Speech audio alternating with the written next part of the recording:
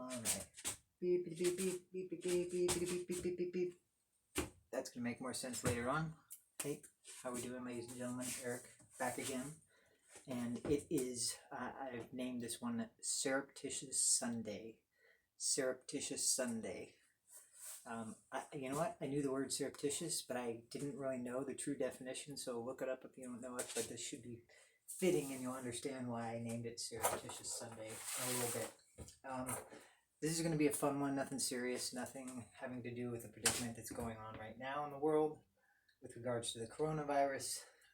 This is kind of a fun show and tell story that hopefully you're interested in. So it actually pertains to San Diego in particular as well, but an event on November 14th, 2004 that happened approximately 100 miles off the coast of San Diego, in between Ensenada and San Diego here. So right in our backyard. The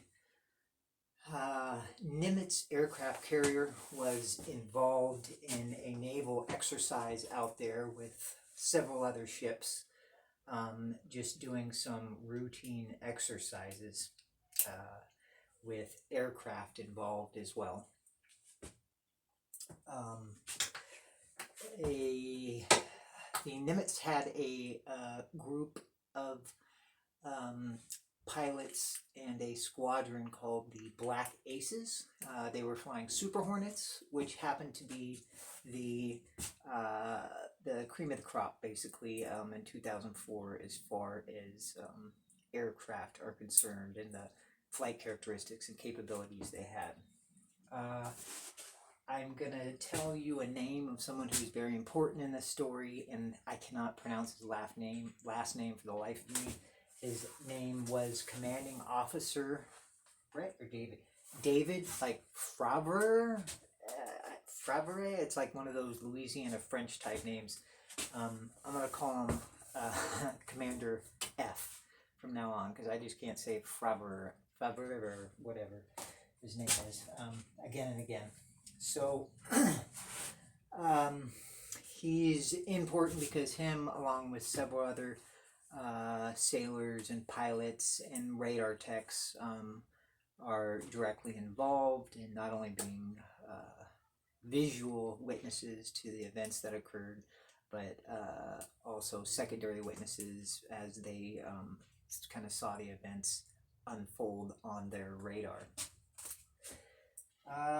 Let's see, here we go. So I am looking at a couple notes today, in case you were wondering, because this has a little bit of information that I have trouble memorizing.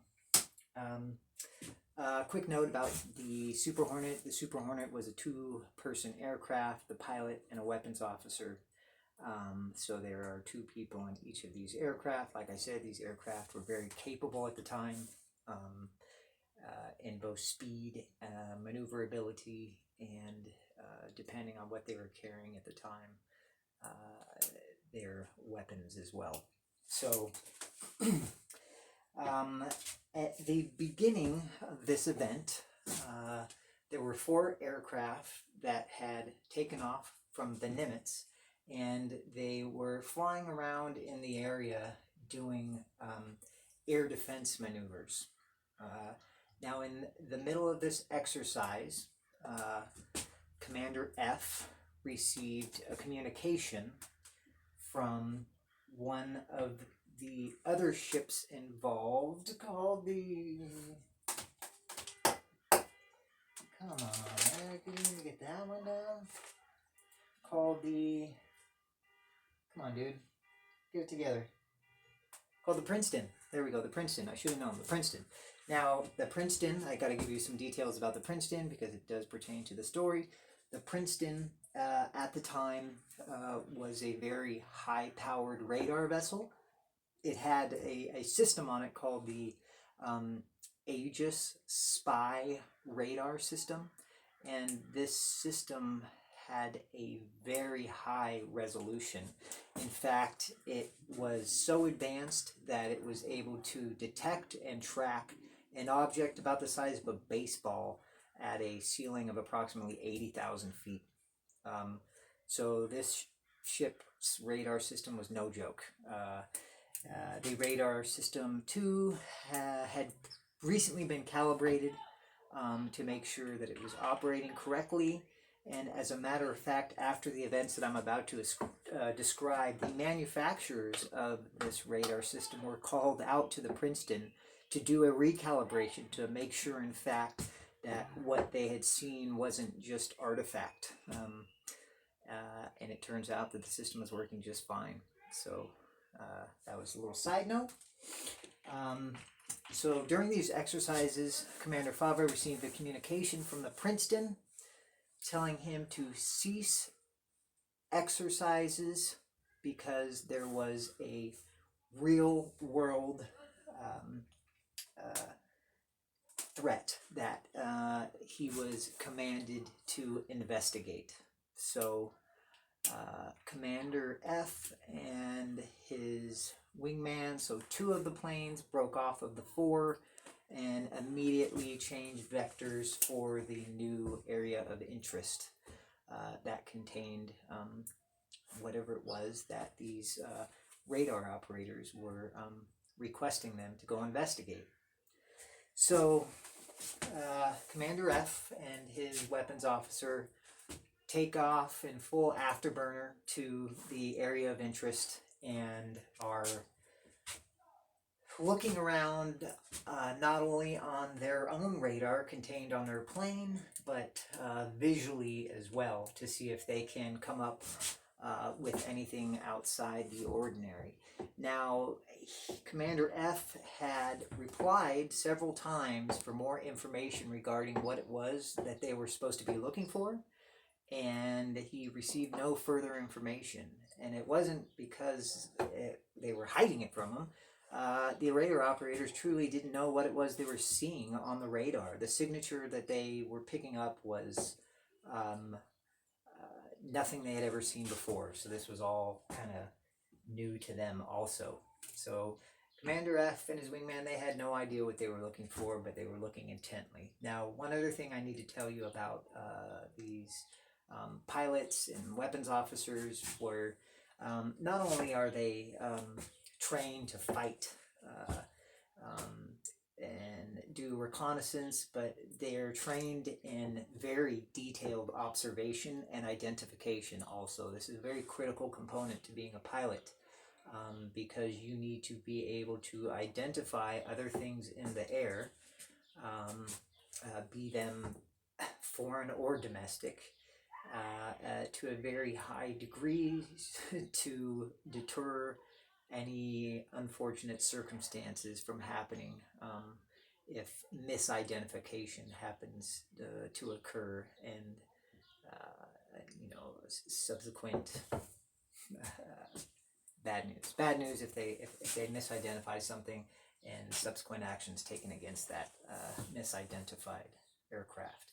Now, not only are they trained to identify aircraft, they're also trained to identify weather phenomenon that may be mistaken as something else, physical phenomenon that could happen that may be misidentified. Basically, what I'm trying to get at is that these guys knew their shit. They knew how to identify what they were seeing. They were very seasoned pilots. Between all of them, they had thousands of hours of flight time and observation, and several of the pilots too had combat experience as well. So where are we at? So they're heading over to the area of interest, and they're getting closer and closer, and they still don't see anything.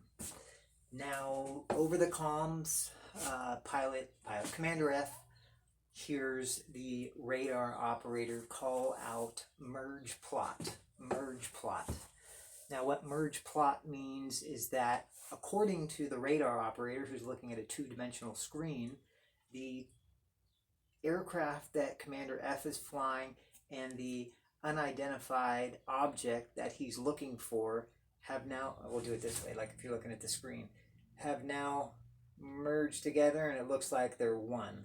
Now, they're looking on a two-dimensional screen, that two-dimensional screen only gives them the XY axis. The Z axis, or their altitude, is what's missing from his information. So when he calls out merge plot to the pilot, that radar information basically is of no longer use to the pilot, and it essentially tells him that he has this object that he's merged with either above him or below him on the z-axis. So he now refines his search in a particular way so that the plane basically does a banking spiral from high altitude to low altitude, keeping the area of interest as he's spiraling in the center of their field of view, so they can see if they can find it. I don't know what the ceiling was for where they started the search off, but as they progressively decreased in altitude, neither him or his weapons officer were able to find anything. They kept going farther and farther and farther down in altitude until the surface of the Pacific Ocean started to become visible, and they started to doubt that there was anything around, because aircraft typically didn't fly to the altitude that they were approaching. And almost at about the same time as they got to a pretty low altitude, I forget what he had said, maybe 14,000 feet or something, Commander F looked down at the water and saw a severe disturbance in the water, and immediately thought that it could have been a recently, as in just happened, plane crash, or possibly an emerging submarine that was coming up, just because of the action that he saw in the water. Those were his two assumptions. But as he decreased his altitude a little bit more to get a closer look, neither of these two guesses turned out to be true. It was even more interesting than that. He began to see with his own eyes an object moving in the water back and forth, to and fro, very fast, very erratically, and it seemed to be doing this at speeds incomprehensible to neither him or his weapons officer. And mind you, all this is going on underwater. This thing is capable of moving at speeds that we could not even comprehend in the air, much less underwater, where your drag coefficient is obviously severely increased. So immediately, in the article, the weapons officer calls out over his comms to the pilot, Commander F. Did you see? And Commander F cuts him off immediately, basically, and says, yes, I did see that, and I have no idea what it is. So, relieved a little bit, I'm sure, the weapons officer now realizes he hasn't lost his shit, and now it's time to kind of figure out what this thing is. So, the description that that he gave was that this object appeared, the best real world description he could give, to be moving around in such a way that it reminded him like if someone took a ping pong ball and shot it out of a cannon against a bunch of randomly placed walls, and this ball was but obviously the object was not the size of a ball. It was the size of a small aircraft, and it was bouncing off these walls back and forth, changing direction while not even really accelerating or decelerating to the change in direction location. This was interesting and alarming to Commander F, because he immediately said that if there were any human beings piloting that aircraft, they most certainly would be dead just from the internal forces that would be experienced there would be massive brain hemorrhaging, massive internal injuries, just under the capabilities that we had at the time. Humans could not have been piloting that aircraft. Now, another interesting thing, so this aircraft became known as the Tic-Tac, Tic-Tac, not TikTok. TikTok's the thing that my son tries to pick up girls on. Tic-Tac is what they called the object because it was shaped like a tic-tac. It was kind of oblong, not quite round. It was like a squish circle. It was like a tic-tac. That's why they call it a tic-tac, Eric. Come on. Everyone knows what a freaking tic-tac is. And even more interesting than that was this object appeared to have no wings, no rotors. You know, it wasn't like a helicopter or a rotor aircraft. It had no intake, no exhaust, no obvious means for propulsion to get around. It had no heat signature in its front, although he didn't know, or in its rear, you know, as if an exhaust plume was coming out, although they couldn't even tell what was front, rear, left, right. So this object was maneuvering about with what appeared to be a lack of aerodynamic necessities that we currently operated under at the time, which was even more interesting to the pair. So at this juncture, he decided to decrease his altitude a little bit to get a better look at the object and see what was going on, because I'm sure he was tripping out by then. And as he descended in altitude a little bit, he was alarmed because the object appeared to shift in acknowledgement of them now. So previously when he was viewing it, he believed that the object was moving independently and unaware of their presence, or at least it wasn't acknowledging their presence. But as they got closer and closer to this thing, moving around erratically, it made a shift and kind of looked up and was like, "Hey bro, I see you, dude. Don't be coming down trying to fuck with me. I'll fuck you up," basically. And that was more cussing. I'm sorry, I don't mean to cuss that much. And that was how he best described it, was that from what I could tell, this thing now made it. Oh dude, I just broke my favorite pen. That's super lame. That sucks. This is like a really good pen.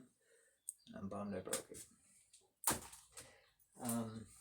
Anyways, focus, Dennison. It acknowledged their presence, he thinks, made a distinct shift in its direction, almost kind of looking up towards them. And as Commander F now maneuvered his aircraft, the vessel appeared to mirror, or at least to counter whatever maneuvers that he was doing at the time. So now he was certain that this thing was aware that he was there and was countering whatever he was doing with his plane. So as he eventually got a little too low in altitude, Commander F decided to pull up and gain altitude, and almost at this same instance, to his dismay, the Tic-Tac shot out of the water at a rate of speed that Commander F could not even describe or comprehend. And at this moment, he tilted the nose of his aircraft up, threw the afterburners on to gain altitude. He was going to get the fuck out of there. This thing was fucking on him.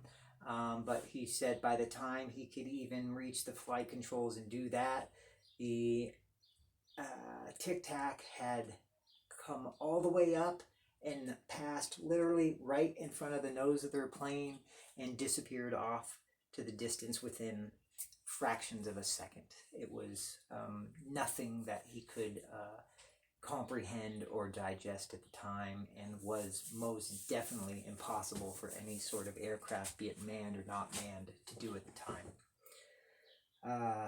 Now again, after confirming several times with his weapons officer that in fact they were both seeing the same phenomena happen around. He just wanted to make sure he wasn't losing it. And I'm sure the WO, the weapons officer, wanted the same. You know, it was like, is this it? Are we losing it? Did we have a bad lunch and someone put some funky crap in there? Or are we witnessing some crazy technology that we haven't been privy to up until this point? And it was at that time that they decided it was in their best interest to probably head back to the Nimitz carrier and go from there. So in full afterburner, Commander F decided to head on back, and now this is where the story gets really interesting as well. As they are heading out, prior to them having the exercises they were doing called off and the request for them to go look for this object, in the pre-flight briefing that they had on the carrier, they determine a rendezvous point. Basically, it's called, what's it called? It is called a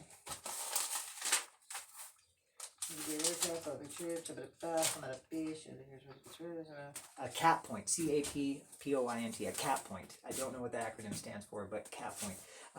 So during the pre-flight briefing before the exercise, a cap point had been determined, and cap point, without going into too much detail, I think is an area that the aircraft involved in the exercises, if separated or have some sort of failure, communication lost, it's a rendezvous point for those aircraft to meet back up prior to making a decision to land on the carrier or to fly elsewhere to deal with whatever sort of issue they may be having at the time. But the point being is, this particular cap point is not broadcast over the comms during the exercise. It's not entered into the flight navigation computer. It's a location that the pilots all know to rendezvous at when required. So they started heading that way in the Super Hornet in full afterburners, kind of softly discussing amongst themselves what they had just witnessed and trying to suss out the possibilities of what it could be. And they were at a complete loss for even an idea of what it could be. No clue at all. And then, boom, one more crazy thing happens to them, as if that wasn't enough.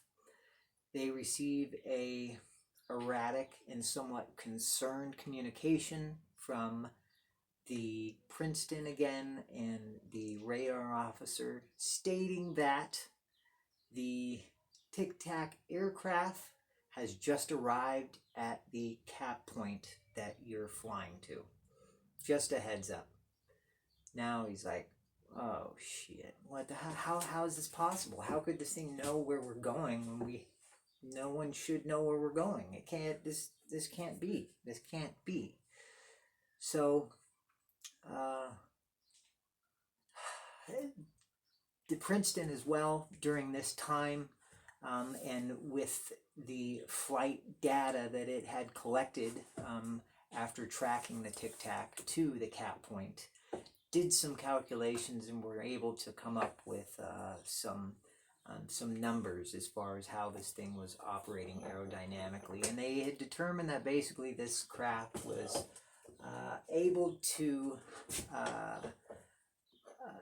cover about 60 miles in far less than a minute, and averaged about 3,700 miles an hour.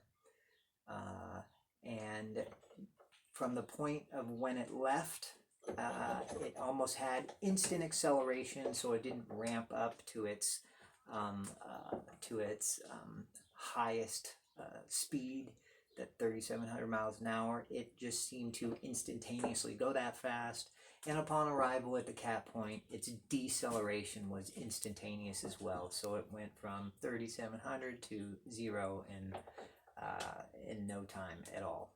Impossible by current standards, even today. Even though this story was 2004, but we can't do that today. And it was obvious that whatever sort of technology that this thing was operating under was not of this world, at least. So I'm sure it was in Commander F's best interest to bypass the cap point. He didn't really want to meet up with this thing too bad, but on top of that, he now, after using his afterburn for so much, required refueling, so was forced to land on the carrier. Now he had communications with the carrier, and the carrier's commanding officer decided it was in the fleet's best interest to send another group of Hornets up to follow the two that were about to land and continue to pursue this tic-tac. So Commander F and a co-pilot land.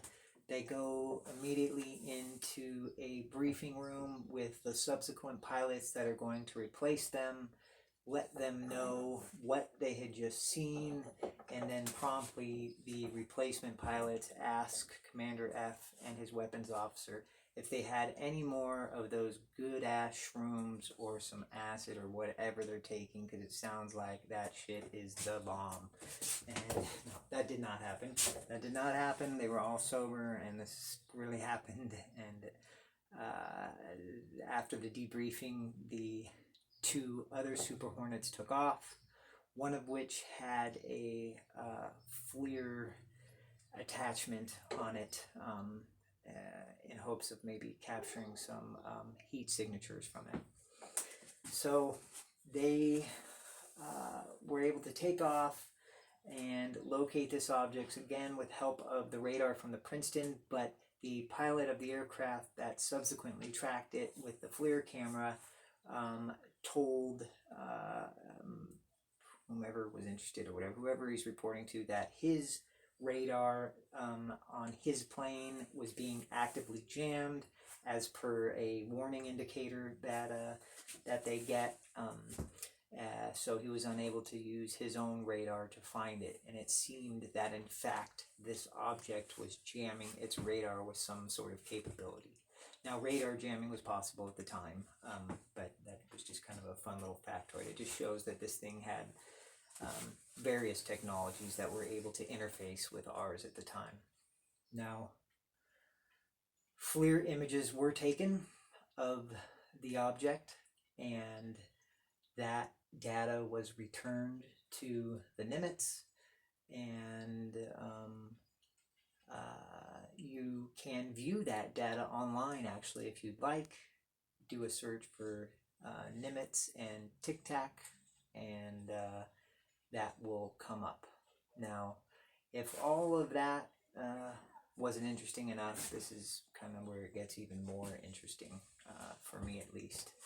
After retiring Commander F, and after some of the other people involved had either left their position in the military or retired as well, decided he felt that his experience was profound enough that he wanted to bring it to the public's attention and just put it out there and let everyone know what he had experienced as a Navy pilot right off the coast here. And his story was confirmed by other pilots and radar operators and witnesses aboard several of the ships that were privy to the comms and information that was going around during the time of this incident. Now, that's not the interesting part, really. The interesting part is, just fairly recently, and this I want to say a couple years ago at least, the government and the military have confirmed and corroborated this story. So they didn't just no comment it or deny it or anything. They said, yes, in fact, the experiences they had were true, and the images that you see the FLIR images you see of the Tic Tac are real. So, food for thought. Am I saying I believe in aliens or whatnot? No. Until I am freaking picked up by a beam of light and anally probed for hours and then kicked back down with a skinned cow, I don't think that there's aliens, but there's a possibility that there could be other life forms out there. Like I said, until one of those suckers comes down and does the old 1-2 ski on me, I'm skeptic. I'm skeptic by nature. Do I believe Commander F and his story? Absolutely. He has not tried to benefit from this in any financial way whatsoever, along with his comrades, and they have really nothing to gain from it and everything to lose. Typically, when you're a pilot and you come forward with stories like this, you're ridiculed and ostracized from your community that you have come from. So he has everything to lose, but his credibility is unmatched, and his story is most certainly incredible. So that was it. Hey, hopefully you enjoyed it. Surreptitious Sunday. Stay golden, pony boy.